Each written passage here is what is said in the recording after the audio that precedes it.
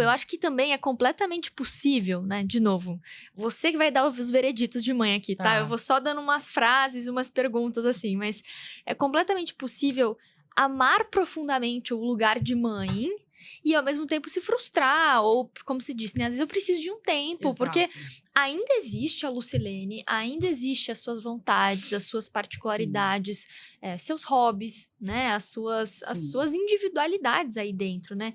Como é que você lida com isso hoje, sendo mãe de 4 e ainda abrindo espaço para talvez vir mais? Assim, como é que você pensa sobre isso e sua individualidade como...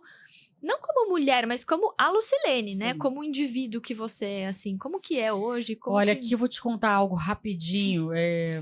Eu passei por uma experiência muito difícil na minha última gestação, né? Eu passei uma gestação praticamente inteira com muitas dificuldades. Eu fui para UTI, fiquei 15 dias internada. Eu tive uma influenza B que se transformou numa pneumonia bacteriana. Tomou todo o meu pulmão, tive derrame pleural. Acabei ficando 15 dias na UTI, grávida. E aí isso tudo me deu uma sacudida. Me deu uma grande sacudida na vida, porque eu sempre fui uma pessoa muito metódica, muito workaholic, muito controladora até, sabe? Tudo muito certinho, tudo naquele dia, minha agenda toda montada do ano inteiro. E aí adicionava uma coisa, tirava outra, para tudo caber ali certinho. E ter passado por isso me deu uma grande sacudida na vida. De olhar e falar assim, calma, respira. As coisas acontecem como tem que acontecer. Não adianta você querer controlar tudo, você querer, sabe, ter tudo nas suas mãos o tempo todo. Não é dessa forma que funciona. E eu lembro que eu estava, assim, numa fase me entregando muito para a maternidade.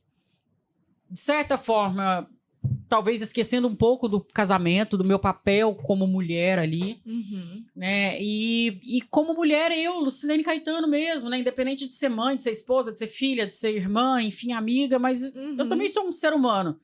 E muitas vezes eu tava esquecendo um pouco de mim também. E eu digo isso pra você até no sentido assim, a gente faz... Eu, por exemplo, eu amo tratamento estético. Então, surgiu uma nova tecnologia que deixa a pele maravilhosa. Tá eu lá, correndo, fazendo tratamento, que eu acho maravilhoso. Gosto. Legal. Aí vou pra academia, vou não sei o quê. Vou fazer 1000 coisas num dia, porque eu sou uma super mulher. Então, eu vou conseguir. Só que o corpo não aguenta. E muita gente falava isso pra mim. Nossa, e muita gente admirava. Como que você consegue fazer isso tudo? E eu postava minha rotina ali no Instagram e tal. Eu ficava super orgulhosa. Então, eu consigo, né? Eu dou um jeito. Só que quando aconteceu isso, depois eu fui estudar, as doenças, elas surgem primeiro no emocional, para depois virem para o corpo, para o físico mesmo. E o pulmão, ele tem muito a ver com tristeza, quando fala-se de doença psicossomática. Eu acho que eu estava acumulando algumas tristezas. Dentre elas, tristezas de esquecer de mim mesma, de querer fazer pro mundo, para as pessoas, para aqueles que estavam à minha volta, alguns que eu nem conhecia, porque a internet faz isso, às vezes a gente faz para as pessoas e não pra gente. Né? E isso me fez refletir muito. Saí da UTI depois, né, de ter passado ali os 15 dias, entre a vida e a morte, foi bem, bem difícil. 2 meses depois, eu voltei porque eu peguei Covid, eu nunca tinha tido Covid. Caramba. E aí, vendo o meu histórico, eles me mandaram pra semi-UTI e falaram, não, seu pulmão não tá pronto pra ter uma Covid agora, depois de tudo que você passou e grávida. Eu digo que Deus quis me dizer assim, você não entendeu o recado. Volta pra você entender. Porque quando eu saí, eu me senti muito bem. Eu falei, eu tô ótima, eu vou voltar a fazer tudo que eu fazia. E aí eu voltei. Fiquei doente de novo, tive os mesmos sintomas. Acho que eu voltei até pior da Covid, enfim. E aí eu comecei a colocar minha cabeça no lugar. E falar assim, peraí, o que eu não aprendi na primeira internação? O que eu não aprendi agora nessa segunda? Só que eu fui engatinhando e foi uma fase de aprendizado. Passei por dificuldades, enfim, profissionais, no casamento, no meu dia a dia. Levei uma gestação, assim, toda hora eu tava com alguma coisa, tinha alguns sintomas, sendo que eu tive 3 gestações super saudáveis. E nessa 4ª foi uma turbulência, assim, digamos. E aí a minha filha nasceu. E eu passei por uma fase que eu passei por um médico e ele disse, você não tá com depressão pós-parto, nem baby blues. O que você tá passando é uma... Me fugiu o nome agora, mas é um estresse pós-traumático. Ah, tá. E esse estresse pós-traumático se eu não me engano, é EPC, EPT, uma coisa assim, a sigla que eles usam. Ele é tipo um soldado que vem da guerra. Ele vem da guerra, então qualquer coisa ele tá em alerta. Né? E eu passei por muito susto durante a gravidez e isso me deixou muito em estado de alerta. Então eu tive crise de ansiedade. eu tive crise de pânico. E não foi uma ou duas. Sabe? Foram crises que me levaram pro pronto-socorro. Eu tive uma crise de pânico que eu perdi os movimentos da cintura aqui pra baixo, que eu não sentia. Meu marido teve que me colocar na cadeira de rodas e entrar comigo no pronto-socorro. Que eu não sentia, eu não conseguia me movimentar. Então, assim, de adormecer o rosto. Entrei com medicação, comecei a me medicar, tudo certinho. Graças a Deus deu tudo certo. Comecei a fazer terapia, eu nunca tinha feito terapia na vida. Aliás, super recomendo. Acho que todo mundo tem que fazer, sim.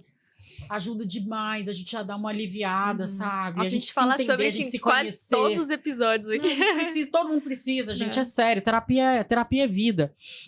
E eu encontrei um terapeuta maravilhoso, Felipe Botelho, ele é muito bom, ele é um ex-seminarista.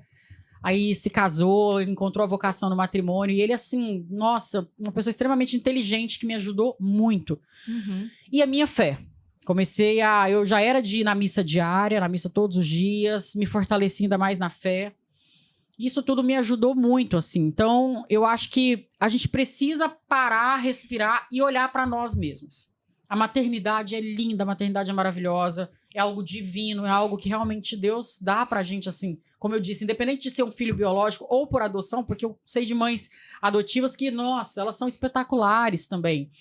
Mas que a gente acaba esquecendo um pouco da mulher. E isso é no automático, porque a correria do dia a dia faz isso com a gente. Sim.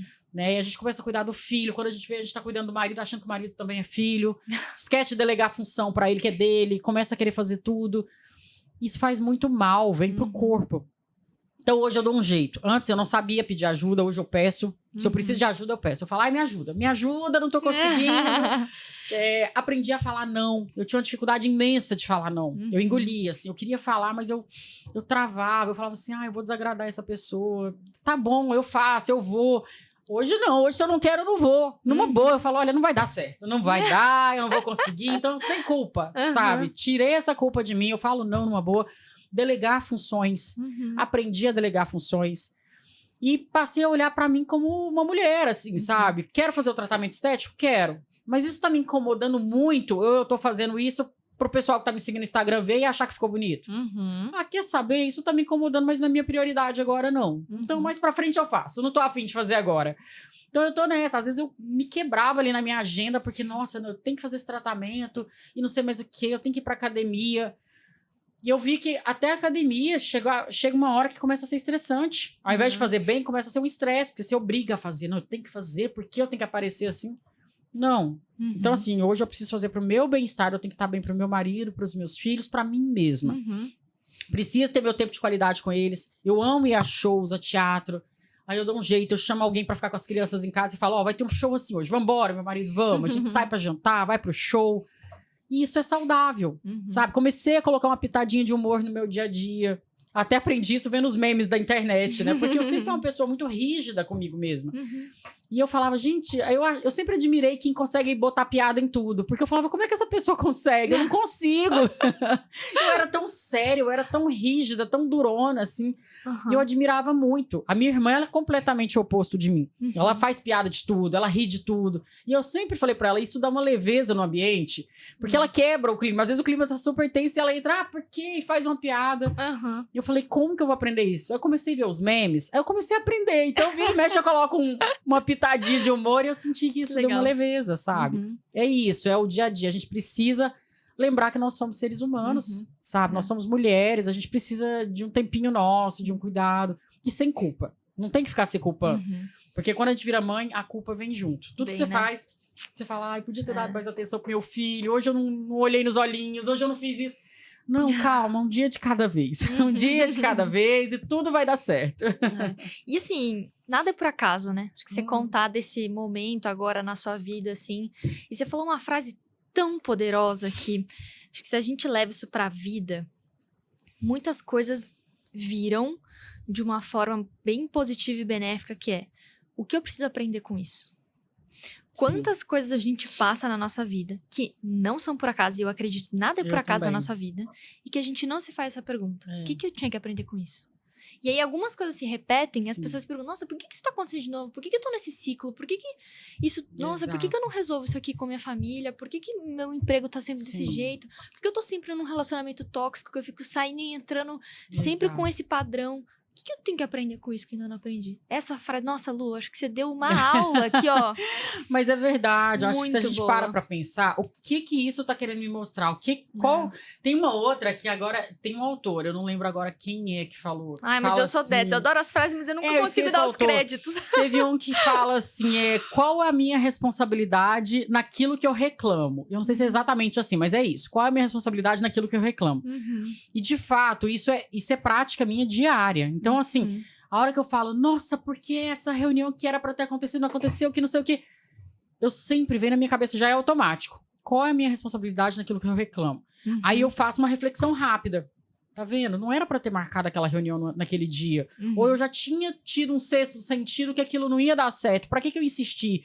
Então, eu acho que é importante a gente pensar nisso, sabe? O que eu vou aprender com isso daqui? O que a vida tá me cobrando aprender e eu não tô aprendendo? Eu tô repetindo esse ciclo. Qual é a minha responsabilidade nisso? É fácil a gente transferir a culpa pros outros, né? E a nossa? Onde que tá? Muito bom.